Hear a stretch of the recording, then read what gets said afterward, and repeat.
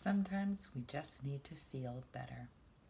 This story always helps me to feel better.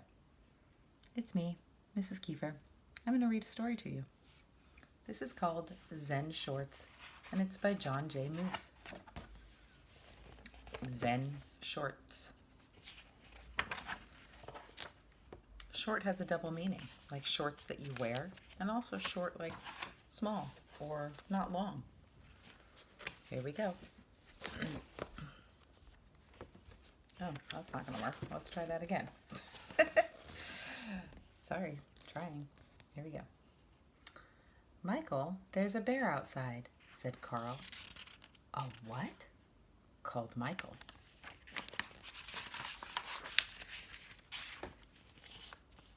A bear. He's really big, and he's in the backyard. What's he doing? Michael asked. He's sitting. He has an umbrella, said Carl. An umbrella?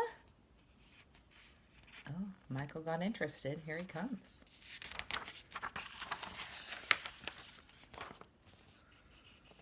By the time the boys got outside, their sister Addie was already talking with him. I'm sorry for arriving unannounced, said the bear. The wind carried my umbrella all the way from my backyard to your backyard. I thought I would receive it before it became a nuisance. He spoke with a slight panda accent. Michael introduced himself. Then Addie introduced Carl because Carl was shy around bears he didn't know. And this is how Addie, Michael, and Carl met Stillwater. An interesting name for a bear, Stillwater. The next day, Addie went to have tea with Stillwater. Hello, Addie said as she stepped inside. Come in, a faraway voice called. Then she heard the voice say, Oh yes, come out, come out. Stillwater was in the backyard.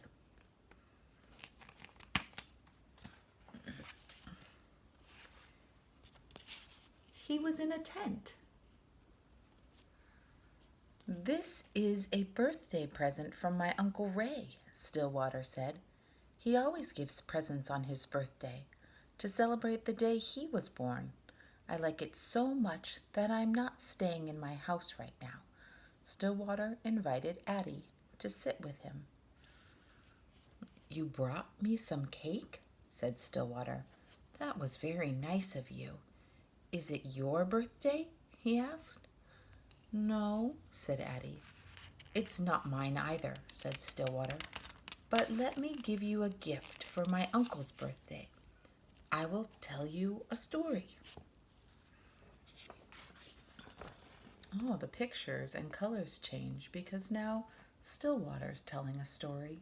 It's not exactly the same story. I like how they did that. Uncle Rye and the Moon. My Uncle Rye lived alone in a small house up in the hills. He didn't own many things.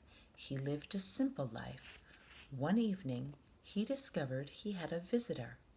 A robber had broken into the house and was rummaging through my uncle's few belongings. The robber didn't notice Uncle Rye, and when my uncle said, Hello, the robber was so startled he almost fell down.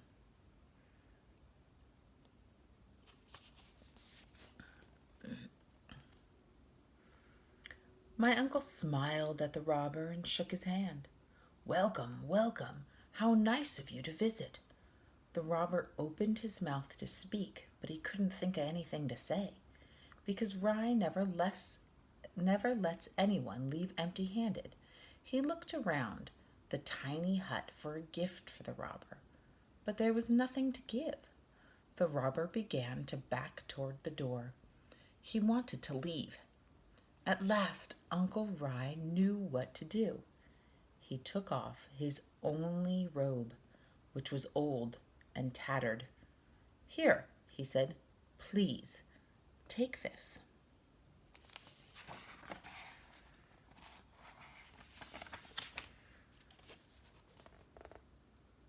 The robber went The robber thought my uncle was crazy. He took the rope, dashed out the door, and escaped into the night. My uncle sat and looked at the moon, its silvery light spilling over the mountains, making all things quietly beautiful. "Poor man," lamented my uncle. "All I had to give him was my tattered robe. If only I had given him this wonderful, beautiful moon."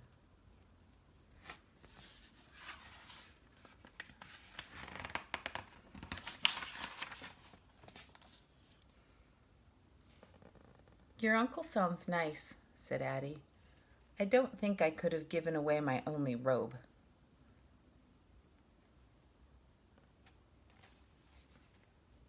Sorry, I'm trying to get you to see Addie painting with Stillwater. Oh, there they are. "I know how that is," said Stillwater, "but there's always the moon." "That was a good story," said Addie. "Thank you," said Stillwater. "And this is good cake." "Thanks," said Addie. "I made it myself."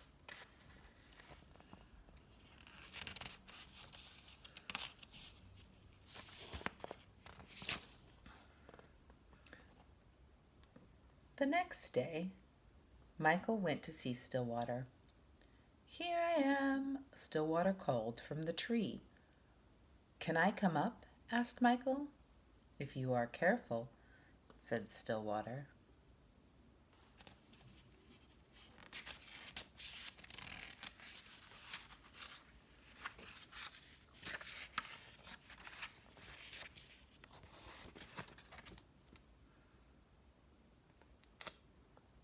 "What if we could fly?" said Michael. "We could cast shadows on clouds," said Stillwater. "But what if we fell?" said Michael. "If we fell, we might break something," said Stillwater. "That would be bad," said Michael. "Maybe," said Stillwater. "Maybe?" asked Michael.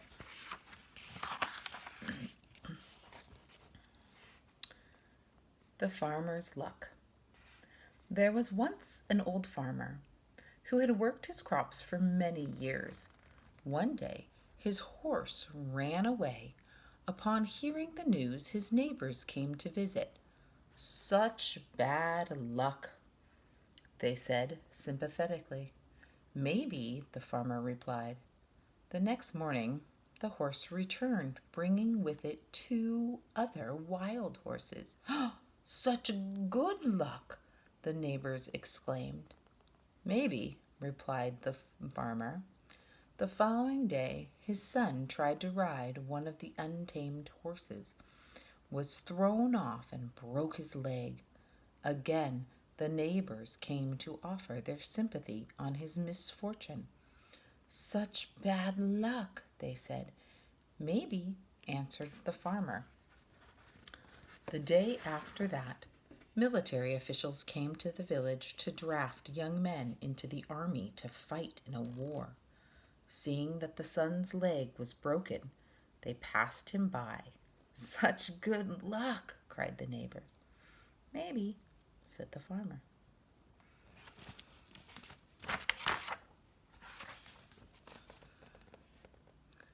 "I get it," said Michael.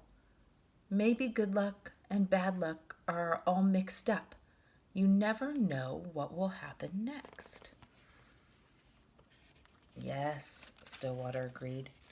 "You never know."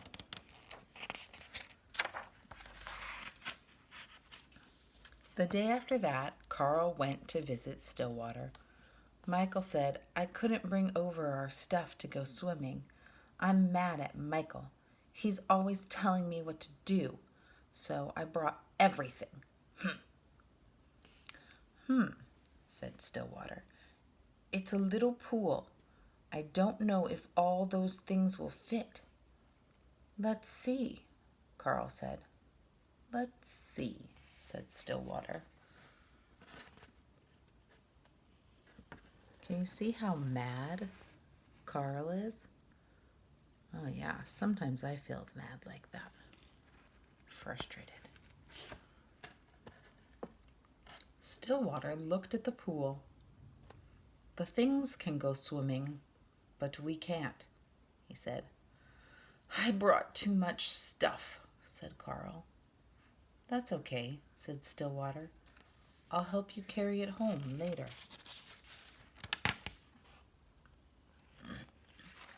Why does Michael always have to tell me what to do? Carl said.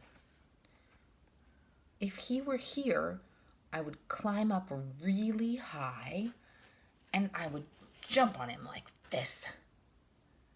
And I'd do a big smash like this.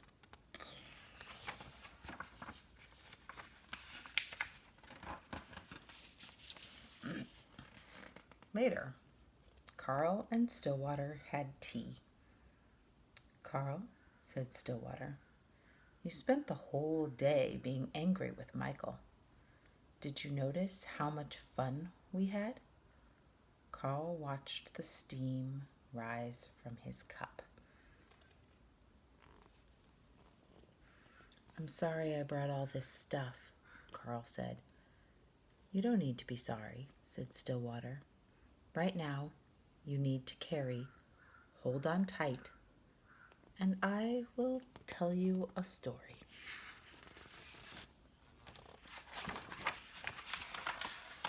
Ooh, preview. Here, this makes more sense.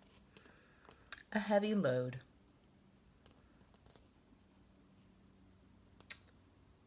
Two traveling monks reached a town where there was a young woman waiting to step out of her sedan chair. The rains had made deep puddles, and she couldn't step across without spoiling her silken robes. She stood there looking very cross and impatient. She was scolding her attendants.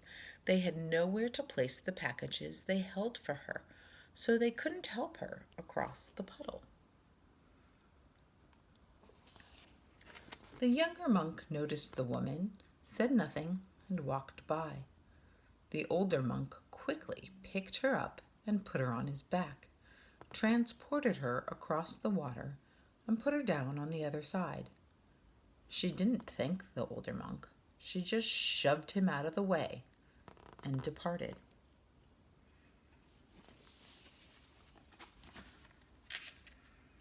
Seems rude.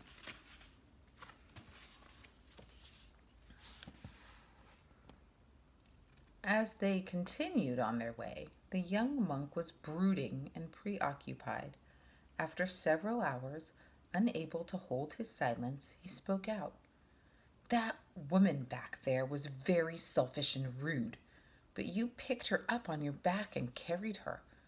Then she didn't even thank you.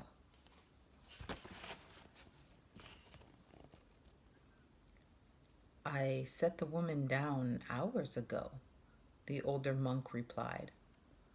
Why are you still carrying her?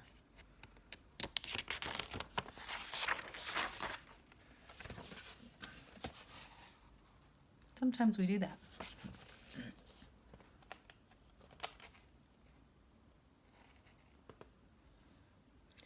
Do you think you have carried it long enough?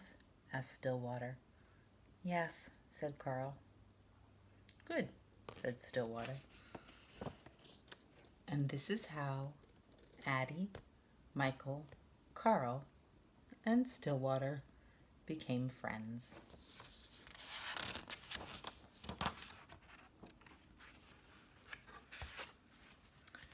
I hoped you liked Zen Shorts. Bye, guys. Have a good night.